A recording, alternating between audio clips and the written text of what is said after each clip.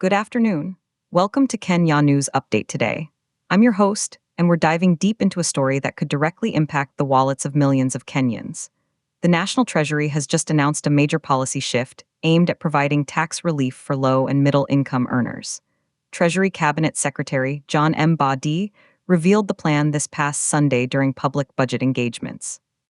The headline is clear: a big tax break is coming for Kenyans earning below 50,000 shillings per month. But what does this mean in practice?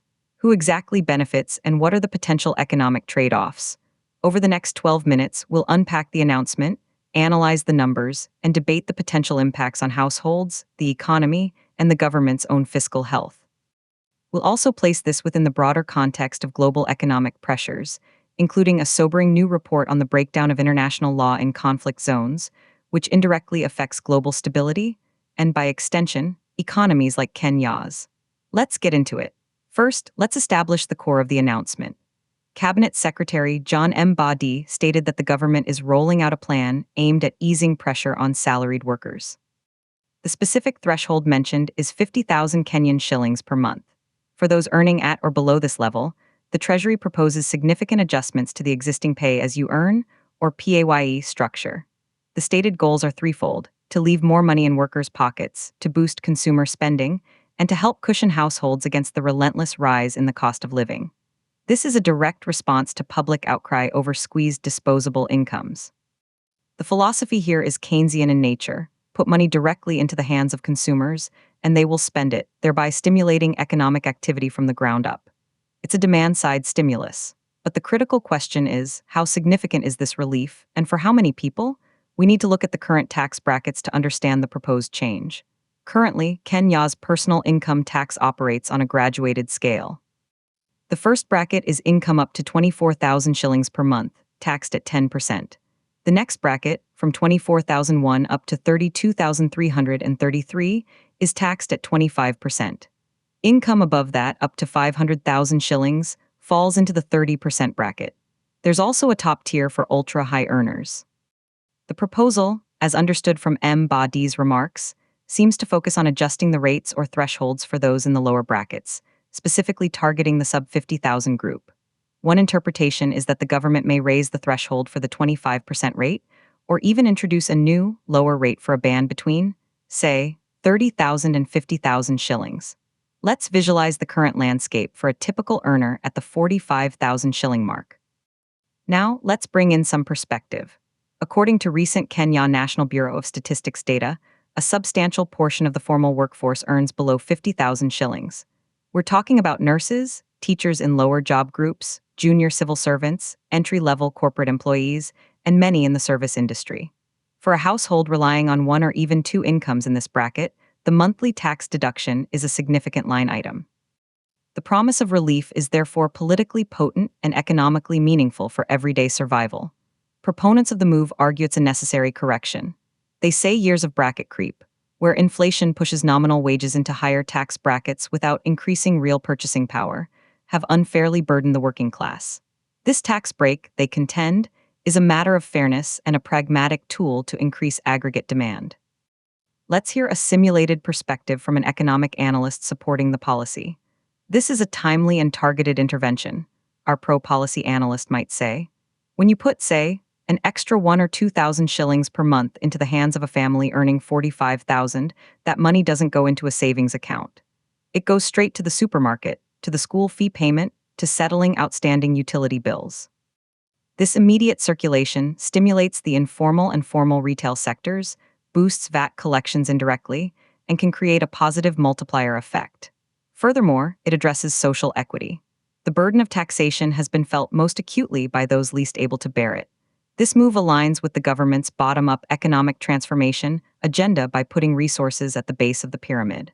That's a compelling argument. However, there is a counter-argument, and it's primarily fiscal. The government, like any household, has bills to pay. It has a massive debt servicing obligation, a wage bill for public servants, and development projects to fund. Tax revenue is its primary income. By offering a broad tax break, the Treasury is voluntarily reducing its intake. The immediate question is, how will this revenue shortfall be covered? Critics warn of two likely outcomes. Either the government will have to cut spending on essential services, or it will have to find the money elsewhere. The elsewhere often means increasing taxes on other items or sectors, or borrowing more, which exacerbates the national debt. Let's visualize the potential scale of the revenue impact. If we assume, conservatively, that 3 million formal sector employees earn between 30,000 and 50,000 shillings, and the average tax relief is 5% of their income, the monthly fiscal cost could be substantial. This leads us to the skeptical viewpoint. A fiscal policy critic might raise these concerns. Announcing tax relief is popular, but the arithmetic is unforgiving. The national treasury is already walking a tightrope with debt obligations. Where is the lost revenue coming from? History suggests it will lead to increased taxes on fuel, on telecommunications, or on essential goods via VAT, all of which are regressive and hit the very same low-income households this policy aims to help. It's a shell game. Furthermore, without complementary measures to curb government waste and corruption, this is merely a redistribution of pressure, not a solution. The structural issue is spending efficiency, not just revenue collection. This could be a short-term political win with long-term fiscal consequences. This debate between stimulus and austerity, between household relief and fiscal discipline, is at the heart of the matter. It's also worth considering the international context. While Kenya debates tax relief for its citizens, a stark report from the Geneva Academy of International Humanitarian Law and Human Rights presents a grim global picture. Their War Watch study, covering 23 conflicts over the last 18 months, concludes that international law meant to limit war's effects is at a breaking point. The report documents that more than 100,000 civilians have been killed, with war crimes like torture and rape committed with near impunity. Why is this relevant to a tax policy discussion in Nairobi?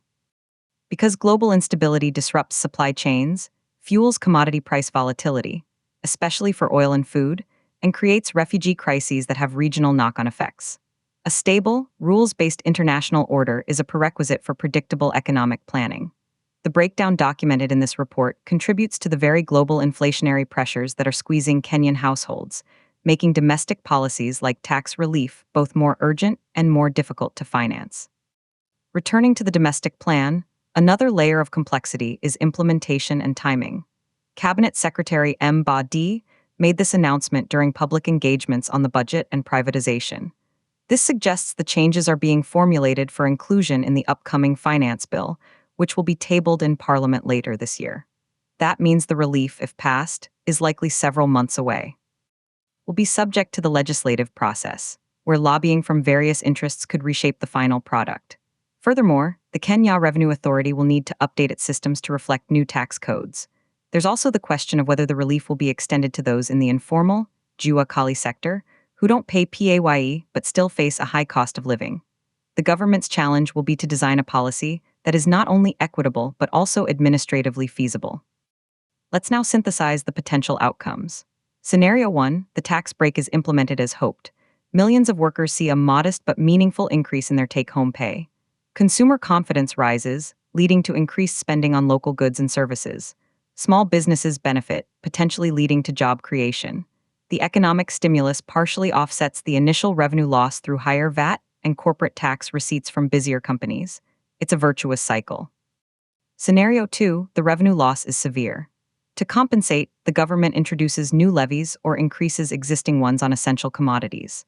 The net effect for the low-income earner is neutral or even negative, as the extra 1,000 shillings in salary is wiped out by higher prices for fuel, bread, and airtime.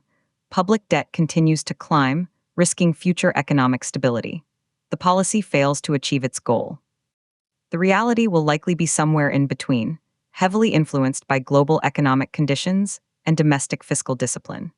In conclusion, the announcement of a tax break for Kenyans earning below 50,000 shillings is a significant political and economic development. It directly responds to genuine pain felt by a large segment of the population. The intention to boost spending and cushion households is commendable. However, the path from announcement to effective, net positive outcome is fraught with fiscal challenges and potential pitfalls. The success of this policy will not be measured by the headline alone, but by the government's ability to manage the consequent revenue gap without imposing hidden costs on the same citizens. It will also depend on complementary efforts to tackle the root causes of the high cost of living, some of which, as we've seen, are influenced by turbulent international events far beyond Kenya's borders. As this proposal moves to the drafting table and eventually to Parliament, Kenyans must engage critically, demanding transparency on how the numbers add up. The promise of relief is in the air. The delivery of sustainable, equitable relief is the harder task ahead. For Kenya News Update today, this has been a deep dive into the coming tax break. We'll continue to follow this story as it develops. Subscribe to Kenya News Update today for more in-depth analysis.